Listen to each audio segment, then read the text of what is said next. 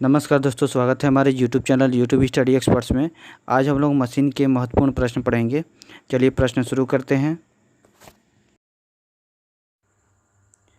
पहला प्रश्न, मानक टेपरित पिन में टेपर का अनुपात मीट्रिक होता है। Option A 1:10, option B 1:30, option C 1:50, option D 1:100। तो इसमें जो आंसर सही होगा वो होगा option C 1:50।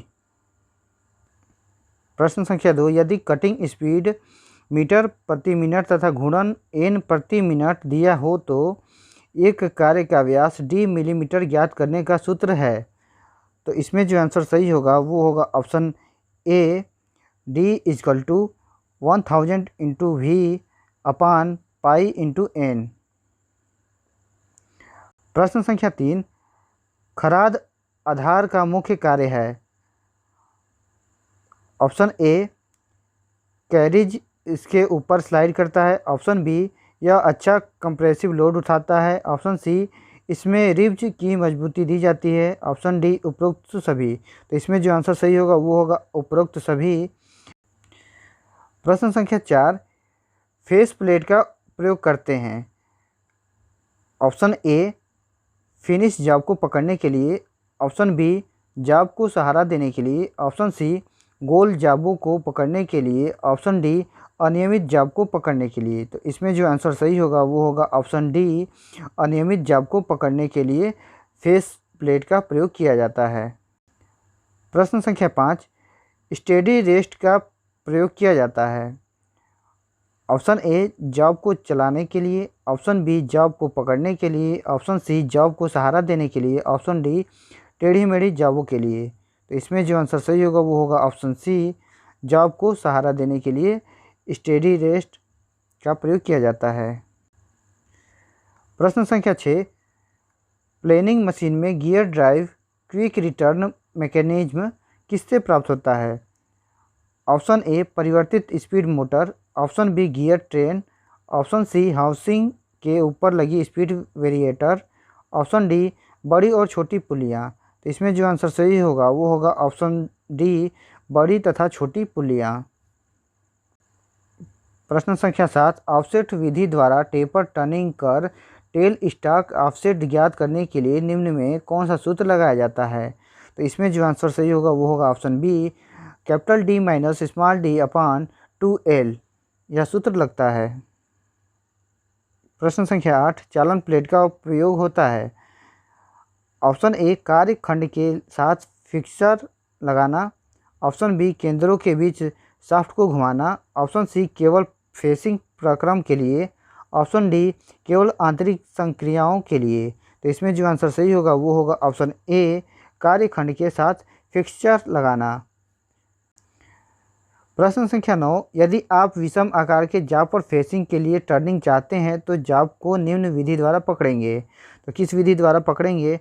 Option A face plate पर, ऑप्शन बी मैंड्रेल पर में, ऑप्शन सी केंद्रों के बीच में, ऑप्शन डी 3 जबड़े चक में। तो इसमें जो आंसर सही होगा वो होगा ऑप्शन ए, फेस प्लेट पर। प्रश्न संख्या 10, खराद का हेड स्टॉक स्थित होता है। ऑप्शन ए खराद हेड के राइट हेड सिरे पर, ऑप्शन बी खराद आधार के लेफ्ट हेड सिरे पर, ऑप्शन सी खराद आधार के मध्य में, ऑप्शन डी खराद आधार के नीचे। तो इसमें जो आंसर सही होगा वो होगा ऑप्शन बी, खराद आधार के लेफ्ट हेड सिरे पर खराद का हेड स्टॉक स्थित होता है।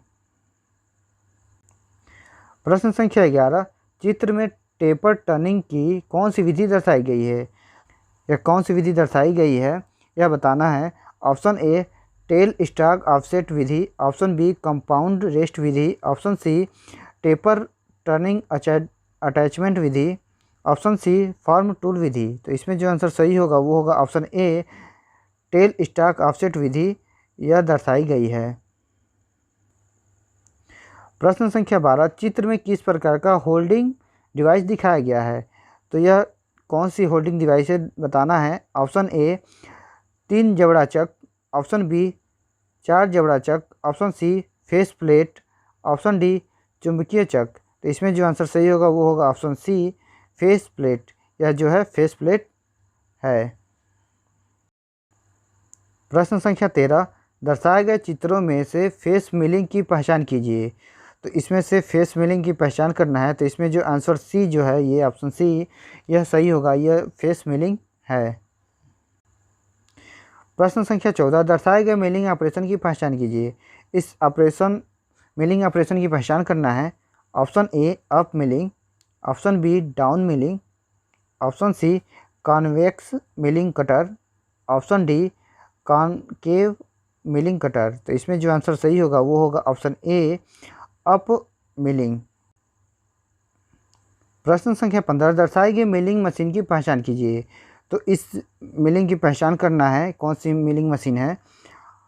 तो इसमें जो आंसर सही होगा वो होगा बी ऊर्ध्वाधर मिलिंग मशीन, यह जो है ऊर्ध्वाधर मिलिंग मशीन है। प्रश्न संख्या 16, दर्शाई गई मिलिंग मशीन की पहचान कीजिए। अब इस मिलिंग मशीन की पहचान करना है यह कौन सी है। इसमें जो आंसर सही होगा वो होगा option C universal milling machine, यह जो है यूनिवर्सल मिलिंग मशीन है। प्रश्न संख्या 17, लाइफ केंद्र की नोज का शीर्ष एंगल होता है।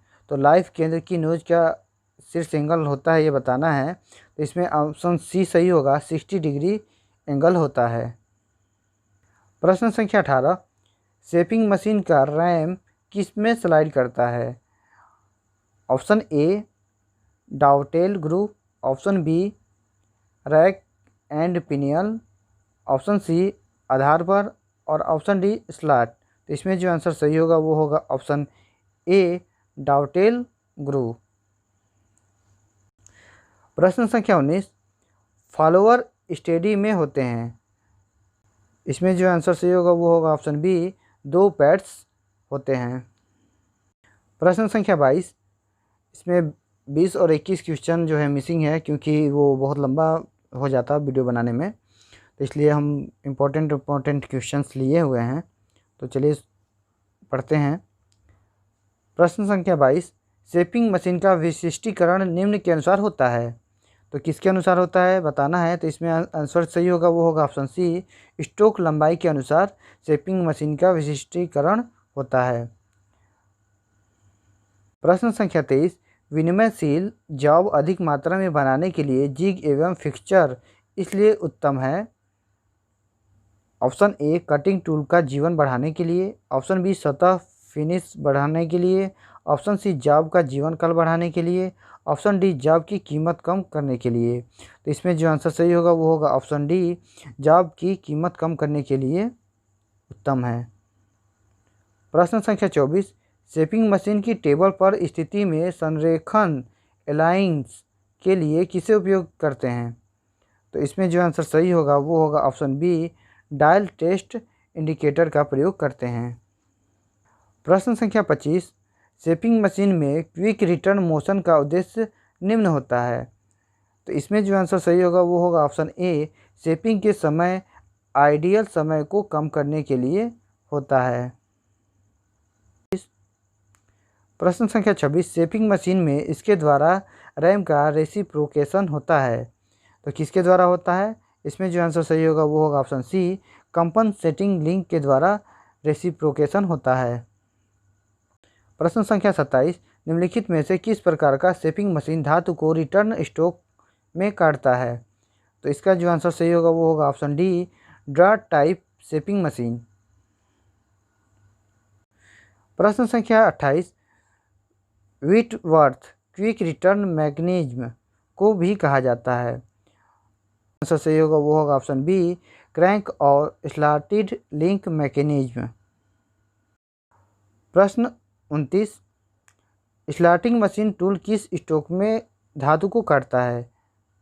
ऑप्शन ए ऊपर की तरफ, ऑप्शन बी नीचे की तरफ, ऑप्शन सी आगे की तरफ, ऑप्शन डी पीछे की तरफ। तो इसमें जो आंसर सही होगा वो होगा ऑप्शन बी नीचे की तरफ। प्रश्न संख्या 30, स्लॉटिंग मशीन पर निम्न में से कौन सा ऑपरेशन किया जाना संभव नहीं है। Option A thread cutting, option B keyway slotting, option C gear cutting, option D dovetail slotting. तो इसमें जो आंसर सही होगा वो होगा ऑप्शन ए थ्रेड कटिंग संभव नहीं है। प्रश्न संख्या 31, स्लाटर टेबल पर एसेसरीज के साथ कौन सी फीड नहीं दी जा सकती है? ऑप्शन ए ऊर्ध्वाधर, option B cross, option C rotary, option D longitudinal. तो इसमें जो आंसर सही होगा वो होगा ऑप्शन ए ऊर्ध्वाधर। प्रश्न संख्या 32, स्लॉटिंग मशीन में क्विक रिटर्न मैकेनिज्म का उद्देश्य क्या है? तो स्लॉटिंग मशीन की बात हो रही है यहाँ पे, तो इसमें जो आंसर सही होगा वो होगा ऑप्शन सी आइडियल स्ट्रोक शीघ्र करके आइडियल समय को कम करना। यह राइट आंसर है। प्रश्न संख्या 33, स्लॉटर का आकार किससे निर्देशित किया जाता है? तो स्लॉटर का आकार निर्देशित किससे किया जाता है बताना है। तो इसमें जो आंसर सही होगा वो होगा ऑप्शन ए अधिकतम रैम स्ट्रोक की लंबाई से निर्देशित किया जाता है।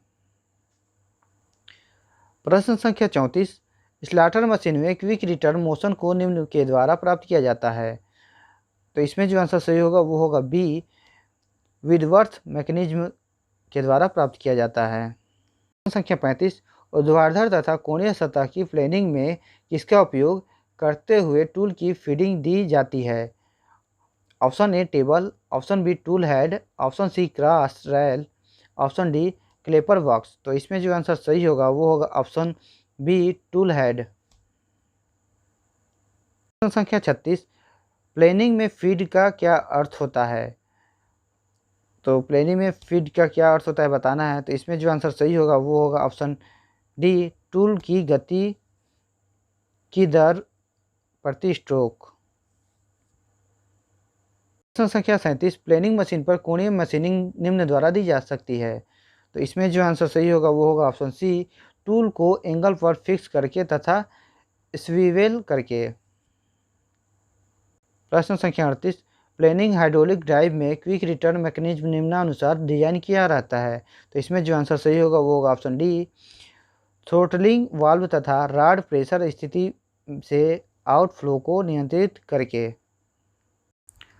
प्रश्न संख्या 39, प्लेनिंग मशीन में टेबल की रेसिप्रोकेटिंग गति किससे प्राप्त होती है? तो इसमें जो आंसर सही होगा वो होगा ऑप्शन डी रैक तथा गियर से प्राप्त होती है।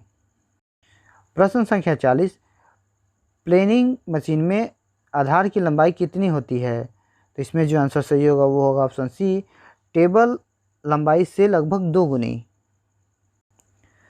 प्रश्न संख्या 41, प्लेनिंग मशीन का साइज किससे ज्ञात किया जाता है? तो इसमें जो आंसर सही होगा वो होगा ऑप्शन सी स्ट्रोक की अधिकतम लंबाई से। प्रश्न संख्या 42, निम्न में से कौन सा कार्य प्लेनिंग मशीन का नहीं है? तो बताना है कि कौन सा कार्य प्लेनिंग मशीन का नहीं है। तो इसमें आंसर जो सही होगा वो होगा ऑप्शन डी बेलनाकार सतह